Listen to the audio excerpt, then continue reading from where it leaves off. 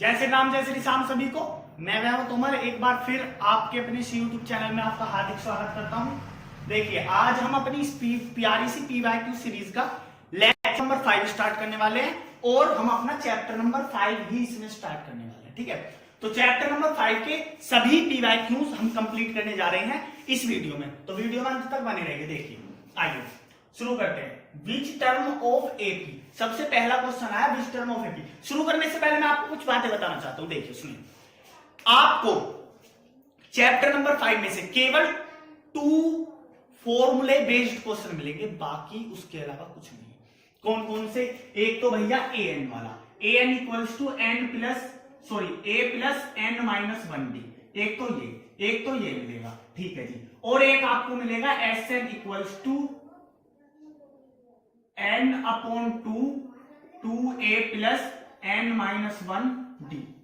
इसके अलावा आपको एक भी क्वेश्चन पढ़ने के लिए या देखने के लिए बोर्ड में नहीं मिलेगा। इनके बेस पर क्वेश्चन मिलेगा, चाहे वो लैंग्वेज कुछ भी दे दे, किसी भी तरीके से दे दे, यूज आप इन्हीं 2 फॉर्मूले का करोगे अंत में आकर, तभी आपको आंसर मिलेगा। आइए शुरू करते हैं। देखिए इसमें क्या बोला है, which term of AP, AP दी हुई है -11 upon 2 -3 and -1 upon 2 is 49 upon 2।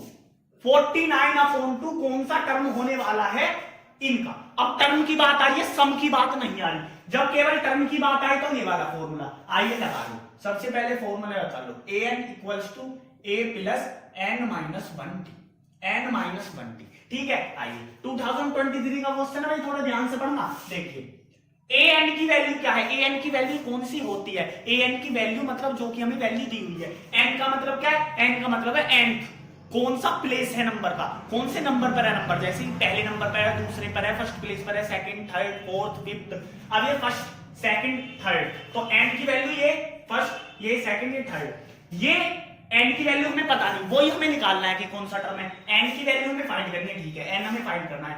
A N मतलब एन पर कौन सी वैल्यू है, एन टर्म पर कौन सी वैल्यू है, तो एन टर्म पर वैल्यू है हमारी 49 अपॉन 2।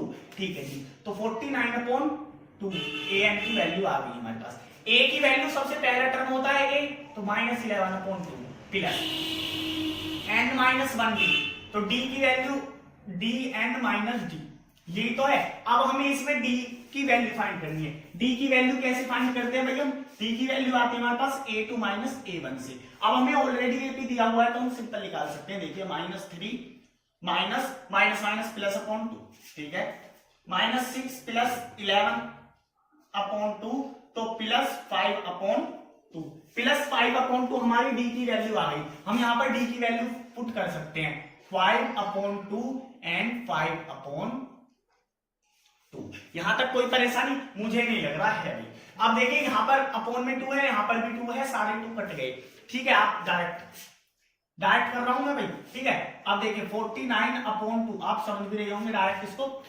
अब देखिए -11 और -5 कितने होते हैं? -60, सॉरी भाई अपॉन 2 क्यों आएगा, -11 और -5 कितने होते हैं? -16। अब -16 जब इधर जाएगा तो कितना हो जाएगा? +16। किसके इक्वल है भाई? 5n के इक्वल है। और इनको आप प्लस करोगे 65 आ गया 5n, और n की वैल्यू यहां से आप 13 देख सकते हैं। n की वैल्यू यहां से आप 13 देख सकते हैं। हमको n की वैल्यू तो निकालनी थी, कुछ नया किया नहीं। मतलब इन क्वेश्चंस में, एपी के सभी क्वेश्चंस में अगर टर्म की बात की जाएगी सीधा ये वाला फॉर्मूला, अगर सम की बात की जाएगी तो सीधा ये वाला फॉर्मूला। ठीक है जी, आगे बढ़ते हैं। अगला क्वेश्चन देखिए 2022 का क्वेश्चन है, सॉरी। आइए देखते हैं। फाइंड ए एंड बी, ए और बी की वैल्यू फाइंड करनी। ठीक है, A7 B23 are in AP, ये एक एपी है, ये एक एपी है। इसमें हमें फाइंड करनी है ए और बी की वैल्यू। आप मुझे एक बात बताइए, ये क्या है? ये A1 है, ये क्या है? ये A2 है, ये क्या है? ये A3 है, ये क्या है? ये A4 है। मतलब ये टर्म 1 है, ये टर्म 2, ये टर्म 3 एंड ये टर्म 4, ये तो है। हाँ जी, जब मैं टर्म 1 को लिखता हूं तो A लिखता हूं, जब मैं टर्म 2 को लिखता हूं तो A प्लस डी लिखता हूं। कहां से? बिल्कुल इसी वाले फॉर्मूले से। ठीक है, A प्लस डी लिखता हूं। जब मैं A3 लिखता हूं तो A प्लस 2D लिखता हूं। मतलब यहां से A D के कोफिशिएंट को एक माइनस करके लिखना है टर्म वाली से, टर्म 3 है तो एक माइनस करके डी का कोफिशिएंट लगाना है, ठीक है जी। a4 को लिखता हूं तो a प्लस 3d लिखता हूं। अब a की वैल्यू हमें पता नहीं, a प्लस d की वैल्यू 7 दी हुई है, a प्लस 2d की हमें पता नहीं, a प्लस 3d की वैल्यू हमें 23 दी हुई है, a प्लस 3d की हमें 23 दी हुई है। ये दो इक्वेशन हमारे पास आ गई, ये दो इक्वेशन हमारे पास आ गई। क्या हम इन दो इक्वेशन के यूज से कुछ कर सकते हैं? बिल्कुल, आइए दोनों इक्वेशन उतारिए। देखिए बिल्कुल बेसिक फंडा है, कुछ भी बड़ा नहीं है। a प्लस 3d किसके इक्वल होता है जी? किसके इक्वल दिया हुआ है? 23 के। अब दोनों को सबट्रैक्ट किया, बिल्कुल चैप्टर नंबर 3 का यूज करना है लीनियर इक्वेशन का। a से a चला गया, ये बचा -2d इक्वल्स टू -16। कोई बड़ी बात नहीं थी, माइनस से minus cancel, d equals to 8। d की वैल्यू हमारे पास क्या आ गई भाई? 8 आ गई। d की वैल्यू हमारे पास 8 निकल कर आ गई, बिल्कुल आ गई। आगे देखते हैं, देखिए अब आगे हमने क्या किया, मैं इसको रफ कर देता हूं सबसे पहले। अब हमें वैल्यू निकालनी है a और b की। हाँ जी, अब d की वैल्यू तो लेकर आ गई, d की वैल्यू पुट कर दीजिए इसमें, तो a plus d equals to 7, यही तो है। इसमें हमने d की वैल्यू पुट करी तो a equals to -1, a equals to -1। इतना हमें पता लगा कि a -1 आ गया। कैसे भाई? d यहां पर 8 पुट किया, इधर जाके -1 हो जाएगा, -1 आ गया, ठीक है जी। अब a की वैल्यू -1 आ गई, a की वैल्यू -1 आ गई, ये -1 आ गया। a की वैल्यू फाइंड, b की कैसे फाइंड होगी भाई? b किसके इक्वल है? a प्लस 2d के इक्वल है, b इक्वल है a प्लस 2d के। a की वैल्यू -1 प्लस 2 मल्टीप्लाई d की वैल्यू 8। कोई बड़ा काम अभी तक तो किया नहीं है भाई मैंने, तुम्हें लगता हो तो पता नहीं। -1 प्लस 2 8 जा 16, क्या आ गया? 15। b की वैल्यू कितनी आ गई? 15। तो b की वैल्यू हमारे पास 15 आ गई है और a की वैल्यू हमारे पास -1 आ गई है। कोई बड़ा काम किया नहीं, मैं बता रहा हूं आपको, फिर बोलूंगा बात यही कि केवल ये दो फॉर्मूले हैं, इससे अलग आपके पास कुछ नहीं। आइए नेक्स्ट क्वेश्चन की तरफ बढ़ते हैं। 2022-23 में आया हुआ क्वेश्चन है, देखिए क्या बोला है, find the AP if SN equals to. अरे क्या भाई, क्या क्वेश्चन दे दिया, ये कोई क्वेश्चन देने लायक बोर्ड में मुझे तो लगता नहीं है। आइए देखते हैं, SN equals to n 4n + 1, यही तो है, यही तो है। सम मतलब AP को जोड़ना, सम मतलब AP को जोड़ना। अगर मैं इन दोनों को जोड़ूं तो 2 टर्म का सम हो गया, इन तीनों को जोड़ूं 3 टर्म का सम हो गया, इस अकेले को देखूं तो 1 टर्म का सम है। तो मुझे समझ में आया, क्या समझ में आया? कि पहला टर्म उसके सम के इक्वल होता है, पहला टर्म उसके सम के इक्वल होता है। तो अगर मैं यहाँ पर S1 निकालूं, पहले टर्म का सम निकालूं, तो यहां पर 1 पुट हो जाएगा, यहां पर 4 × 1 + 1 = 5। तो S1 हमारे पास 5 निकल कर आ गया, S1 हमारे पास 5 निकल कर आ गया। इसी तरीके से क्या मैं S2 निकाल सकता हूं? आप बोलोगे बिल्कुल, मैंने S2 निकाला तो आ गया 2 × 4 2 8 1 9 18। S2 मेरे पास 18 निकल कर आ गया, S2 मेरे पास 18 निकल कर आ गया है, S2 मेरे पास 18 निकल कर आ गया। अब देखिए, यदि मैं इन दोनों के सम में से इसको माइनस कर दूं तो ये निकल कर आएगा? नहीं निकल कर आएगा। कैसे? मानो पहला टर्म A है, दूसरा टर्म B है, दोनों को जोड़ दो, इन दोनों के जोड़ने से अगर मैं A को माइनस कर दूं इसमें से A, तो B निकल कर आ जाएगा ना, मतलब सेकंड वाला टर्म निकल कर आ जाएगा ना। यही हम करने जा रहे हैं, आइए करते हैं। देखिए क्या आया, S2 - S1 इक्वल्स टू क्या आने वाला है? 18 - 5 = 13। 18 - 5 = 13। 13 किसकी वैल्यू आई? A2 की वैल्यू आ गई हमारे पास 13, A2 की वैल्यू आ गई हमारे पास 13 और A1 की वैल्यू आ गई हमारे पास 5। A2 की 13, A1 की 5। यहां से मैं D की वैल्यू निकाल सकता हूं, बिल्कुल। D की वैल्यू क्या आएगी भाई? A2 - A1, 13 - 5 = 8। तो D की वैल्यू क्या आ गई मेरे पास? 8 निकल कर आ गई। D की वैल्यू मेरे पास 8 निकल कर आ गई। अब जब D की वैल्यू 8 आई तो यहां से आप आगे AP ले सकते हो, बिल्कुल। A1 की वैल्यू क्या आई भाई? 5, A2 की वैल्यू 13, A3 की क्या आ जाएगी? 13 + 8, A3 सॉरी यहां लिख देता हूं, चलो A3 13 + 8 = 21, ठीक है। A4 21 + 8 29। केवल इस तरीके से क्वेश्चन करने, कुछ बड़ा काम नहीं। इस तरीके से आप पूरी एपी निकाल सकते हो कहीं तक की भी, ठीक है। अभी आप जब आपको नहीं बोले कि एपी में कितने टर्म निकालने हैं तो केवल आप 4 टर्म निकाल सकते हो, उसके बाद आपको जरूरत नहीं है, आपको फुल मार्क्स मिलेंगे, ठीक है। तो इस टाइप से हमने किसका यूज किया, एक और एक दो फॉर्मूले के अलावा तीसरे का किसी का यूज नहीं। आइए आगे बढ़ते हैं। आइए हम बढ़ते हैं अपने फोर्थ टाइप के क्वेश्चन की तरफ। देखिए फोर्थ और फिफ्थ टाइप का क्वेश्चन है, दोनों ही 2023 के क्वेश्चन है, दोनों ही पी बाय क्यू है। आइए पढ़ना शुरू करते हैं। देखिए सबसे पहले क्वेश्चन में हमसे बोला find the sum of first 30 term, sum निकालना है फर्स्ट 30 टर्म का, फर्स्ट 30 टर्म का। अब एसएन की फॉर्मूला क्या था मुझे ये बताइए, n/2 2a plus n minus 1 d, यही तो था। आइए वैल्यू पुट करनी शुरू करते हैं, आंसर हमें मिल जाएगा। n की वैल्यू हमें 30 दी हुई है, यहाँ 15 आ गया, 2 n की वैल्यू 30 दी हुई है, यहाँ 15 आ गया, 2 मल्टीप्लाई a की वैल्यू क्या है -30, ठीक है जी, प्लस n माइनस 1, n क्या है 30 में से बन गया 29 मल्टीप्लाई d की वैल्यू क्या है, d की वैल्यू है -24 माइनस मतलब प्लस 30 इक्वल्स टू 6, क्या है 6, ठीक है जी। इसके अनुसार आइए सोल्व करने की कोशिश करते हैं, इसके अनुसार हम सोल्व करने की कोशिश करते हैं, आइए सोल्व करेंगे। देखिए क्या बोला इसमें, 15 मल्टीप्लाई 2 मल्टीप्लाई 30 मतलब -60 प्लस 6 9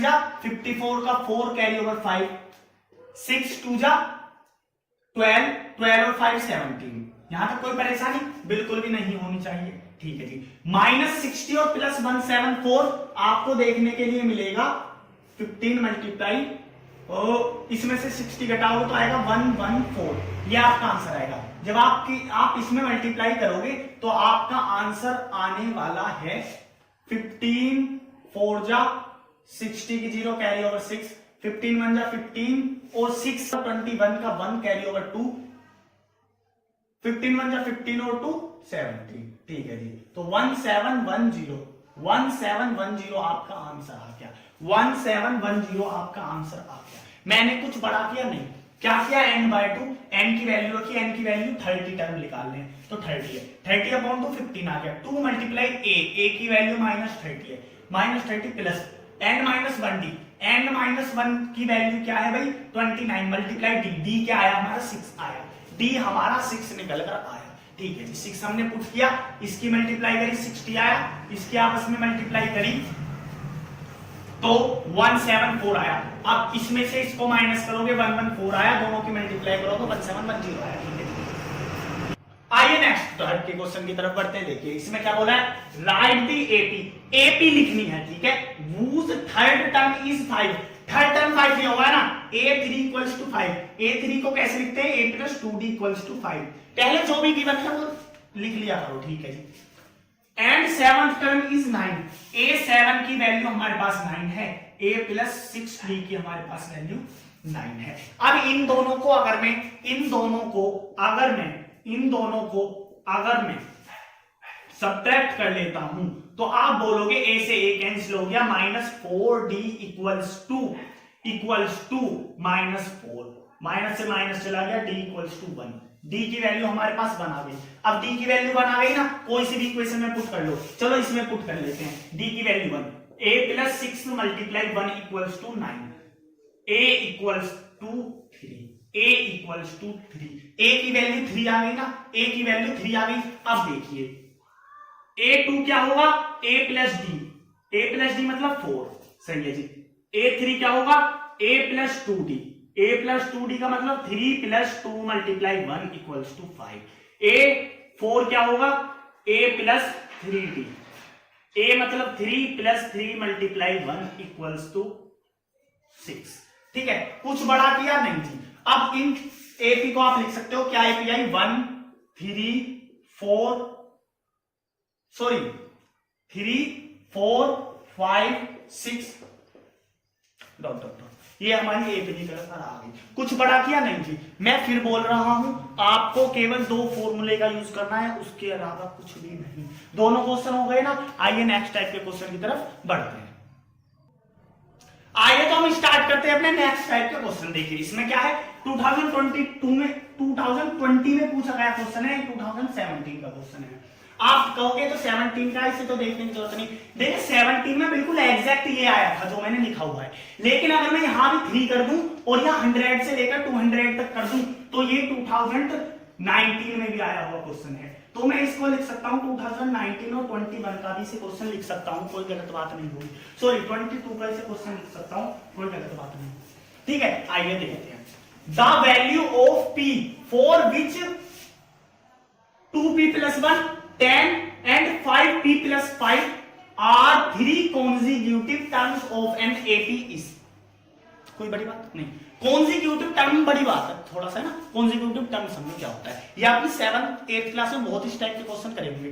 कॉन्जिक्यूटिव का मतलब लगातार, जैसे ये है, ऐसे मैंने ये लाइन बना दी 1 2 3 4 5, तो इससे अगला कॉन्जिक्यूटिव ये फिर ये, तो ये 3 कॉन्जिक्यूटिव हो गए। ऐसे नहीं होगा, ऐसे नहीं होगा कि इसके बाद ये फिर ये कॉन्जिक्यूटिव नहीं होगा, क्योंकि बीच में गैप आ रहा है। ठीक है, तो बीच में गैप नहीं होता, वो कॉन्जिक्यूटिव हो जाता है उनको।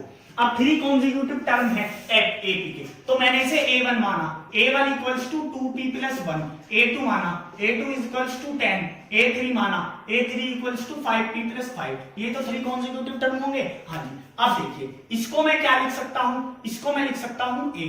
ठीक है, इसको मैं लिख सकता हूं A + D। हाँ जी, इसको मैं लिख सकता हूं A + 2D।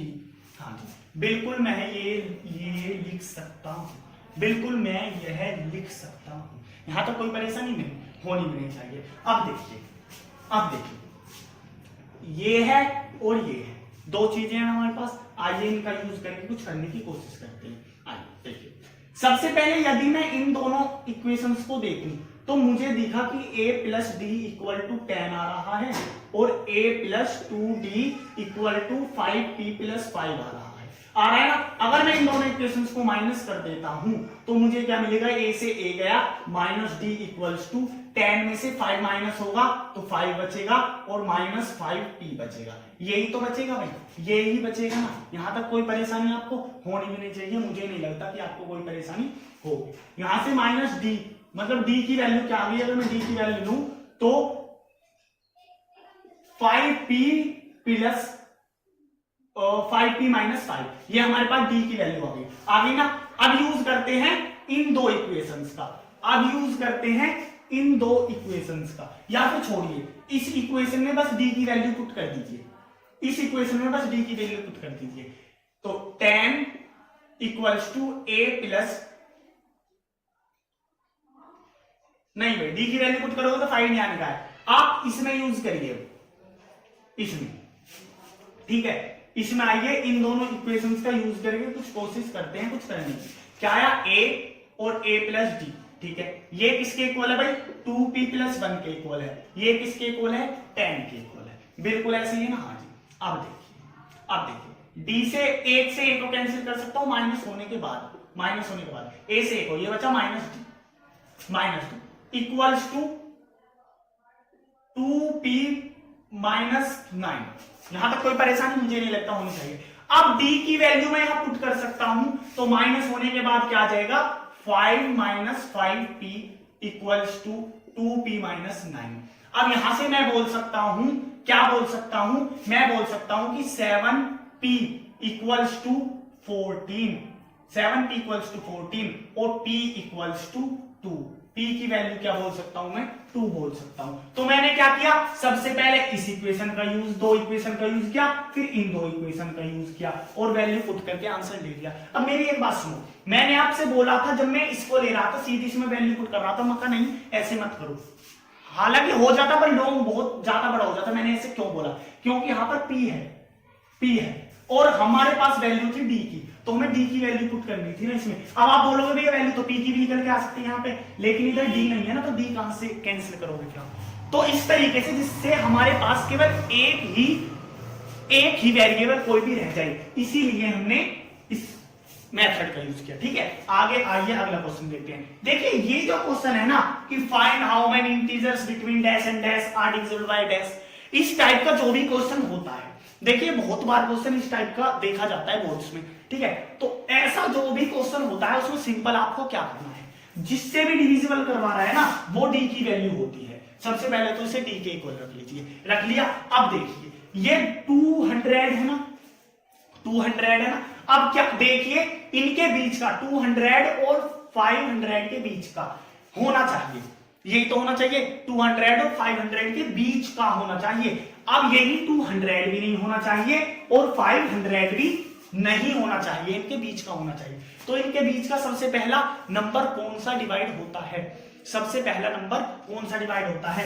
आप बोलोगे a डिवाइड होता है 208, ठीक है, पहला नंबर आ गया। हाँ जी, अब इससे आप ये देखिए लास्ट नंबर कौन सा है, लास्ट नंबर कौन सा है? लास्ट बोलोगे आप, लास्ट बोलोगे आप कैसे निकालते हैं? 500 है ना लास्ट नंबर, इसको 8 से डिवाइड करो। 8 5 जा 40, 8 6 जा 48, 8 6 जा 48, ठीक है जी। यहां पर 2 बचा, यहां पर 0 उतार लिया। 8 2 जा 16, कितना बचा भाई? 4 बचा। जितना रिमाइंडर बचा उतना इसमें से माइनस कर दीजिए। क्या आया? 496 आया। अब 496 लास्ट टर्म हो गया, L की वैल्यू 496 हो गई, L की वैल्यू 496 हो गई, D की वैल्यू 8 हो गई। अब आपको निकालना है कितने इसके बीच में टर्म हो सकते हैं, कितने टर्म हो सकते हैं। अब इसे मैंने L को an माना कि an की वैल्यू ये है, an की वैल्यू ये है। अब आप an का फॉर्मूला लगा सकते हो, बिल्कुल a plus n minus 1d, यही तो है। an की वैल्यू हमारे पास 496 है, ठीक है, a की वैल्यू हमारे पास 208 है प्लस n माइनस 1, तो d की वैल्यू हमारे पास 8 है, तो 8n माइनस 8। अब इसमें से मैं 8 माइनस करूंगा, ये आएगा 200 प्लस 8n इक्वल्स टू 496। तो 8 अब इधर आके माइनस हो जाएगा, ये बचेगा 296 इज इक्वल्स टू 8n। अब 8 से इसको डिवाइड करते हैं 2, तो 8 3 जा 24, यहां पर बचा 5, 8 7 जा 56, तो n की वैल्यू क्या निकल कर आ जाती है हमारे पास? 37 निकल कर आ जाती है। मैंने कुछ भी बड़ा काम किया नहीं, मैं फिर बोल रहा हूं आपको केवल इन्हीं फॉर्मूला का यूज करना है। इस टाइप के जितने भी क्वेश्चन आएंगे ना आपको यही करना है, a निकालना है, an निकालना है, d निकालना है, सिंपल आपको इक्वेशन में पुट करो और आंसर पाओ, ठीक है। तो इसी तरीके से बढ़ते हुए हम नेक्स्ट टाइप के क्वेश्चन की तरफ चलते हैं। तो आइए शुरू करते हैं हम अपना 8th टाइप का क्वेश्चन, ठीक है। आइए देखिए क्या लिख रहा है, if the 17th term of an AP exceeds its 10th term by 7, मतलब क्या है? एक्सीड्स मतलब अधिक, इट्स 10th टर्म, इसके 10th टर्म से अधिक है, कितना? 7 अधिक है, 7 ज्यादा है इसका 17th टर्म, ठीक है। 10th टर्म को हम लिख सकते हैं a प्लस 9d, हाँ जी। अगर इसमें हम 7 जोड़े, अगर इसमें हम 7 जोड़े, जब जाकर बराबर होगा a प्लस 16d, मतलब 17th टर्म के, हाँ जी, इतना आप बिल्कुल बोल सकते हो। तो यहां से आप क्या बोल सकते हो? यहां से आप बोल सकते हो कि a से a कट हो जाएगा और -7d इक्वल्स टू -7, 7 से 7 और माइनस से माइनस कट, 7 से 7 cut, d is equals to 1, d की वैल्यू आ गई 1, d की वैल्यू आ गई 1। मैंने कैसे किया? मैंने नंबर्स को इधर ले गया, d को इधर लिया है, a से a यहां कट हो गया, इसको इधर लिया है और इसको इधर ले गया, d वाली वैल्यू इधर, नॉर्मल उधर, तो d की वैल्यू क्या आ गई? 1 आ गई। यही हमें निकालना था। अब आपको लग रहा है क्या ये बोर्ड का क्वेश्चन है? जी हाँ, ये बोर्ड का 2023 का क्वेश्चन है, ठीक है। आइए नेक्स्ट देखते हैं, how many terms are there in AP, AP में कितने टर्म हैं? whose first and fifth term are dash and dash respectively। First term क्या होता है भाई? a कितना है? -14, एंड फिफ्थ टर्म कितना होता है? a प्लस 4d, वो कितना है भाई? 2।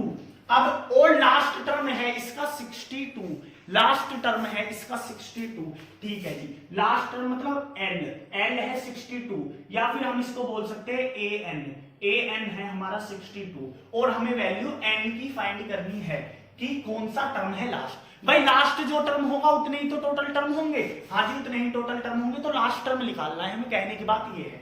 हाँ जी, लास्ट टर्म निकालते हैं। देखिए सबसे पहले हम यहाँ से d की वैल्यू लेते हैं, a से a कैंसिल हुआ, 4d, जब माइनस कर रहे हैं हम इसको, -4d equals to minus minus plus 16, minus से माइनस कट गया, d इक्वल्स टू 4। d की वैल्यू यहां से मैं 4 ले सकता हूं, d की वैल्यू यहां से मैं 4 लेकर आ गया। जब मैं यहां से d की वैल्यू 4 लेकर आया, ध्यान से सुनिएगा, जब मैं यहां से d की वैल्यू 4 लेकर आया तो मैं अपने फॉर्मूले में पुट कर सकता हूं क्या, a n क्या होता है, a plus n minus 1 d होता है। ठीक है जी, a n की वैल्यू 62 गिवन है, a की वैल्यू -14 है, -14 है, प्लस n माइनस 1 पता नहीं, d की वैल्यू हमारी 4 है, 4 की n में करेंगे 4n माइनस 4 की 1 में करेंगे 4।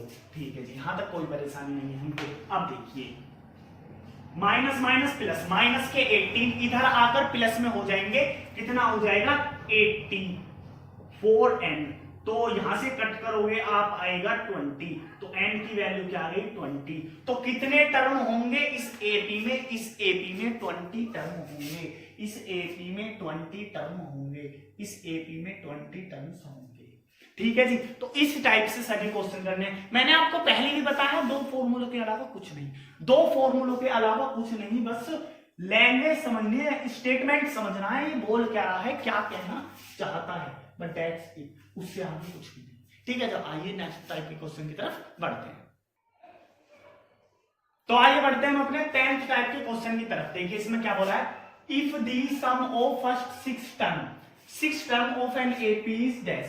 6 टर्म का सम क्या होगा भाई, n/2 मतलब 3, 2a प्लस n-1 मतलब 5d, ये है 36, and that of first 16 term is 256।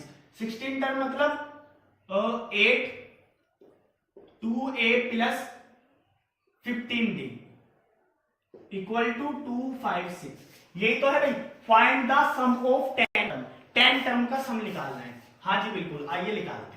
सबसे पहले आप 3 से इसको डिवाइड करोगे, क्या आएगा, मैं दोनों इक्वेशन को अलग अलग लिख देता हूं। ये इक्वेशन आई 8 2a प्लस 15d। अब कंफ्यूजन आपके दिमाग में ये वाली तो नहीं आ रही कि ये क्या लिख दिया, क्या लिख दिया आपको, चलो समझा देते हैं। क्या होता है, n/2 2a plus n-1d formula होता है ना, d फॉर्मूला होता है ना, इक्वल्स टू, यही तो होता है। अब अगर 6th टर्म है तो n की जगह 6, n की जगह 6 और यहां गया 36, ये 5d आ गया, ये 2a का 2a है, ये 3 आ गया, ये तो हुआ, यही किया है बिल्कुल। यहां पर 3 से इसको कट किया, 12 आ गया, तो 2a प्लस 5d की वैल्यू आ गई 12। क्या आ गई 12, 2a प्लस 5d की वैल्यू आ गई 12, 2a प्लस 5d की वैल्यू आ गई 12। यहां तक कोई परेशानी नहीं जी, आगे बढ़ते हैं। आगे क्या है जी, 8 से जब हम इसको काटेंगे, 8 से जब हम इसको काटेंगे, 8 3 24, 8 2 16, तो 2a प्लस 15d की वैल्यू आ गई भाई 32। आइए इस इक्वेशन को हम यहां लिख लेते हैं 32। अगर मैं इन इक्वेशंस को माइनस करूंगा तो हमारी ये 2a से 2a कैंसिल, ये आ गया -10d, -10d equals to -20, d equals to 2, d equals to 2। यहां से d आ गया, मैंने कुछ किया नहीं, इक्वेशन सॉल्व करी और क्या आ गया, d आ गया 2। d की वैल्यू 2 आने के बाद, d की वैल्यू 2 आने के बाद मैं यहां पर पुट कर सकता हूं कोई सी भी इक्वेशन में। चलो इसमें पुट कर लेते हैं d की वैल्यू 2, 15 2 30, तो 2a equals to 2, a equals to 1, a equals to 1। ये कैसे हुआ, इधर जाकर माइनस हो गया, a इक्वल्स टू 1, a 1 आ गया। हमें 10 टर्म का निकालना है, 10 टर्म का सम निकालना है। क्या होता है, n/2 2a प्लस n-1d, ये फॉर्मूला होता है। 10th टर्म के लिए 5 2 मल्टीप्लाई a की वैल्यू 1 प्लस 9 मल्टीप्लाई d की वैल्यू हमारे पास है 2। ठीक है जी, 5 मल्टीप्लाई 5 2 1 2 प्लस 9 2 18, 18 और 2 20 और 25 जा होते हैं हमारे, 25 जा होता है हमारा 100। तो इसके 10 टर्म का सम कितना आया, 100 आया। 10 टर्म का सम कितना आया, 100 आया। फर्स्ट 10 टर्म का सम हमारा 100 आया। कोई परेशानी इस बात में नहीं जी, बिल्कुल भी परेशानी नहीं है। 18 और 2 25 जा 100। ठीक है जी, इस तरीके से हम करते हैं सभी टाइप के क्वेश्चंस। कोई भी डाउट आया, नहीं आया। देखिए ये जो है ना सम वाला, सम वाले क्वेश्चन हमें हर साल देखने के लिए मिल रहे हैं। अभी करंट में 2023 में भी क्वेश्चन देखने के लिए मिला है, 22 में भी, 23 के तो बहुत सारे सेटों में, 22 में भी और 21 में भी, सभी में इस टाइप के क्वेश्चन देखने के लिए मिलते हैं। तो कोशिश कीजिएगा इसको अच्छी तरह से करने की। तो आइए बढ़ते हैं अपने लास्ट टाइप के क्वेश्चन की तरफ, जिसमें कि हमें सीधी वैल्यू ना देकर कुछ अलग चेंज करके दे देता है। उस टाइप का क्वेश्चन आइए सोल्व करते हैं। तो आइए बढ़ते हैं हम अपने 11th टाइप के क्वेश्चन की तरफ, ठीक है जी। अब देखिए इसमें हमसे क्या बोला है, इसमें हमसे बोला है the sum of first q terms, शुरू के क्यू टर्म का सम, मतलब एस क्यू, क्या दिया हुआ है 63q माइनस 3q स्क्वायर, ये हमें गिवन है। If its pth term is इतना, मतलब इसका पीक टर्म मतलब एपी गिवन है इसका, एपी गिवन है इसका -60। हाँ जी, find the value of P, also find the 11th term, ठीक है जी। सबसे पहले इसे देखिए, जब आपको इस टाइप से मिल जाए ना, सिंपल आपके दिमाग में एक चीज आ रही होगी, यहां से आप S1 निकाल सकते हो, नहीं भी आई हो तो S1 निकालना है सबसे पहले। S1 निकाला तो मतलब क्यू की जगह 1 पुट कर दूंगा, 63 माइनस 3, 63 माइनस 3 मतलब 60, S1 आ गया। उसके बाद मैं S2 निकालूंगा, S2 क्या होगा 63 मल्टीप्लाई 2 माइनस 3 मल्टीप्लाई 2 पूजा 4, ठीक है जी। 63 की 2 में अगर मैं मल्टीप्लाई करूंगा तो आंसर आएगा 126, और इसकी माइनस करूंगा, इसकी मल्टीप्लाई करूंगा तो आएगा 12। तो S2 की वैल्यू मैं यहां से ले लूंगा अपनी 141, तो 114, ठीक है जी। S2 की वैल्यू 114। अब आपको पता होगा कि S2 में से अगर S1 को मैं माइनस कर दूंगा, S2 में से S1 को माइनस कर दूंगा तो यहां पर A2 की वैल्यू आ जाएगी, ठीक है जी। तो S1 क्या है भाई, S2 क्या है यहाँ पर 114, 60 को माइनस किया, 60 को माइनस किया तो आंसर आया हमारा 54, आंसर आया हमारा 54। यहां तक कोई परेशानी नहीं जी। तो A2 की वैल्यू आ गई हमारी 54, A2 की वैल्यू आ गई 54। D की वैल्यू निकालते हैं, A2 minus A1 equals to D होता है। A2 की वैल्यू क्या है भाई, A2 की वैल्यू 54, 54 में से 60 गए, कितना आया भाई 54 माइनस 60 इक्वल्स टू -6 वैल्यू आ गई D की, ठीक है जी। AP की वैल्यू दी हुई है ना, AP पीथ टर्म की -60 वैल्यू है, तो क्या होगा इसके लिए A plus P minus 1D, यही तो होगा, हाँ जी, ये हो गया -60। A की वैल्यू मेरे पास आ गई है 60 प्लस D की वैल्यू -6 की P में मल्टीप्लाई होगी तो -6P, -6 की -1 में तो +6 इक्वल्स टू -60। अब देखिए ये प्लस हो गए 66 हो जाएगा, इधर जाएगा माइनस हो जाएगा, तो -6P इक्वल्स टू 66 और 60 कितने होते हैं भाई, ऐड करिए, कितना आया -126, -126, माइनस से माइनस कैंसिल, P की वैल्यू आ गई 21, P की वैल्यू आ गई 21, P की वैल्यू आ गई 21, तो 21 टर्म होगा -60, इतना हमें पता लग गया, ठीक है जी। अब हमें क्या निकालना है, A11 निकालना है। क्या होता है, A प्लस 10D होता है, हाँ जी। A की वैल्यू 60 है, 10 मल्टीप्लाई D की वैल्यू -6 है, तो 60 माइनस 60 इक्वल्स टू 0, तो A11 की वैल्यू हमारी 0 आ गई।